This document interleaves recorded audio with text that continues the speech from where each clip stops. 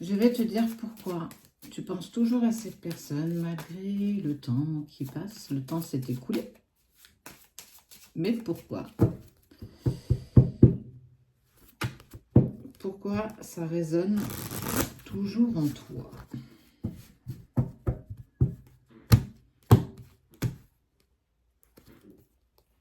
Bénédiction. Allez.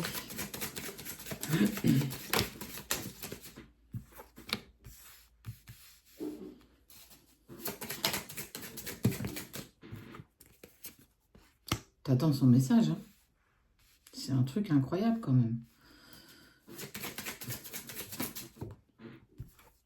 Pourtant, il est dans le silence.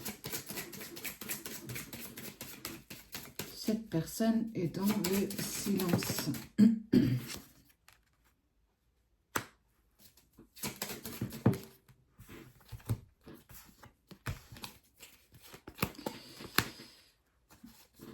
On a l'impression que tu penses que tu es peut-être dans une relation particulière et que c'est pour ça que tu n'arrives pas à l'oublier. Alors là où il faut que tu fasses attention, c'est que on ne vit pas tous une relation sacrée et fort heureusement, j'ai envie de te dire. C'est pas un parcours de santé, véritablement pas. Ceux qui sont dedans pourront lever le doigt. Et levez le doigt dans les commentaires pour voir ceux qui sont vraiment dans ce parcours. 2% de la population mondiale sont confrontés aux relations sacrées. Donc, tout le monde ne l'est pas. Est-ce que nous avons tous une flamme jumelle? Non, nous n'en avons pas tous une. Idem pour les âmes jumelles. Il faut faire attention et faire la distinction entre la dépendance affective et une relation sacrée qui est persistante, qui prend énormément de place, etc. Parfois, le fossé est mince entre les deux. En tout cas, ça paraît un peu compliqué de faire la distinction entre les deux.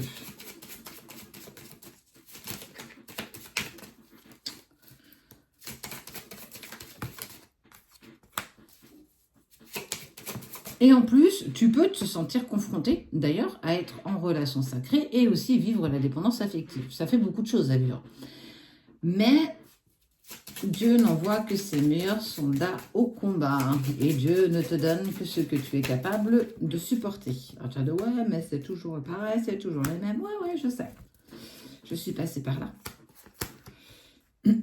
Il est dans le silence, cette personne, elle est dans le silence. Elle a refait sa vie. En fait, elle trace clairement sa vie.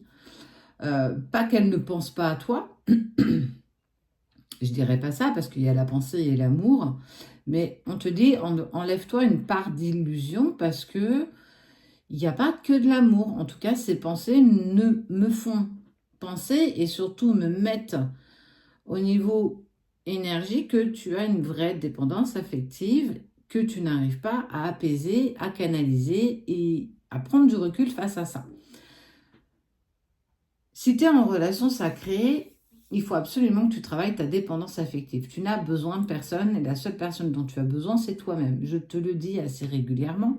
Il faut absolument que tu fasses attention à ça. T'attends, tu trépignes d'impatience son message. Ce message tant attendu depuis si longtemps. Mais on voit que la personne que tu aimes, celle à laquelle tu penses, elle s'est tournée vers une autre personne. Elle s'est tournée vers une autre femme. Si tu es une femme, inverse si tu es un homme. Et on voit bien que pour le moment, il n'y a pas de retour. Mais pourquoi tu penses à elle? Parce que tu as l'impression qu'elle détient quelque chose d'important qui t'appartient. Alors une partie de toi, cette sensation de complétude, oui, bien sûr. Surtout si tu es en relation sacrée, mais pas que. Parfois, j'ai vraiment envie de te dire que la nuance est très mince entre l'amour et ta dépendance affective. C'est une personne qui t'a beaucoup apporté à un moment, mais on voit bien qu'aujourd'hui, elle est sortie de ta vie. Elle est sortie de ta vie, t'attends incroyablement son message, mais son message ne vient pas. Arrête simplement d'attendre. N'attends pas quelque chose qui ne viendra peut-être jamais. Et j'ai envie de te dire que parfois, le réchauffer, c'est pas forcément très bon. Il s'est engagé ailleurs et on voit que tu vis des épreuves, des difficultés, mais on te demande d'enlever le voile d'illusion face véritablement à ce que tu ressens. Est-ce que ça vibre vraiment en toi? Est-ce que c'est vraiment la personne que tu attends et qui doit venir à toi? Ou bien c'est juste une dépendance affective et que c'est ça qu'il faut que tu essayes d'apaiser.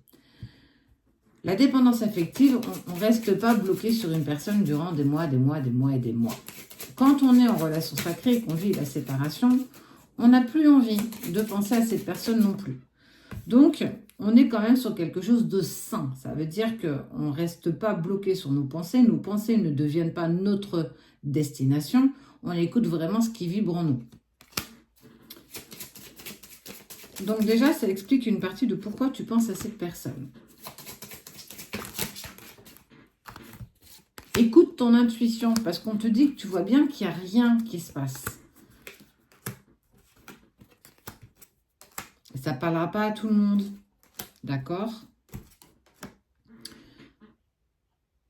Et on te dit que si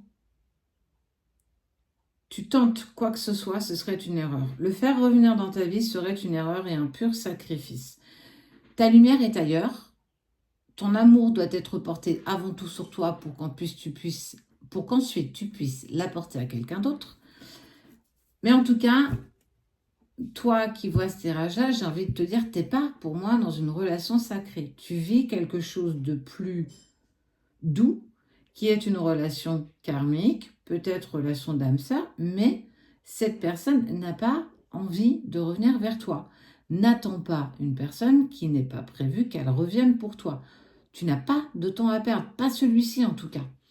Tu peux le mettre en lumière pour avancer pour toi, pour mettre des choses en place pour toi, mais n'attends pas, parce que le retour, en tout cas cette tentation, est une erreur. Le retour serait un sacrifice. Ça met en lumière ta part de dépendance affective. Essaye de travailler dessus, fais-toi accompagner parfois par des psychologues qui sont bons, tout le monde ne l'est pas, mais c'est comme tous les thérapeutes, j'ai envie de te dire. Essaye de te faire accompagner, va faire une lecture d'âme, va essayer de voir. Parce que pour moi, vous avez rencontré, si tu crois dans les vies antérieures, vous vous êtes rencontrés dans une vie passée, vous avez ce qu'on appelle rencontrer un nœud karmique, on vous demande de dépasser encore dans cette vie-là. Une fois ce nœud karmique dépassé, chacun reprendra sa route. Tu as une partie de lui en toi. Oui, il a une partie de toi en lui. D'accord. Mais c'est pas pour autant que votre destination sera ensemble. C'est pas pour autant que vous allez finir vos jours ensemble. Elle fait partie de quelque chose que vous deviez vivre. Mais il faut accepter que ça s'arrête. Autre chose se prépare pour toi. C'est quelque chose d'initiatique. Oui, tu n'arrives pas à l'oublier, mais laisse le temps faire. Le temps est un allié. Le temps pense les mots et pense tes blessures. Travaille vraiment sur ta dépendance affective, passe du temps avec toi-même, essaye de comprendre pourquoi tu es toujours dans cette attente d'amour de l'autre, peu importe la personne d'ailleurs.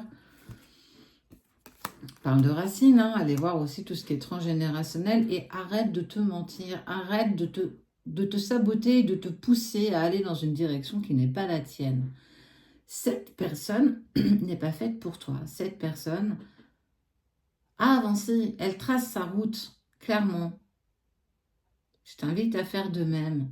N'attends pas et ne tente aucun retour vers cette personne. Alors après, c'est un conseil, ce qu'on appelle le libre arbitre. Tu as le droit d'y aller, mais tu vas risquer de te casser les dents. C'est toi qui vois. En tout cas, on te dit de passer à autre chose, d'avancer et surtout d'aller apaiser ta dépendance affective. Lâche prise.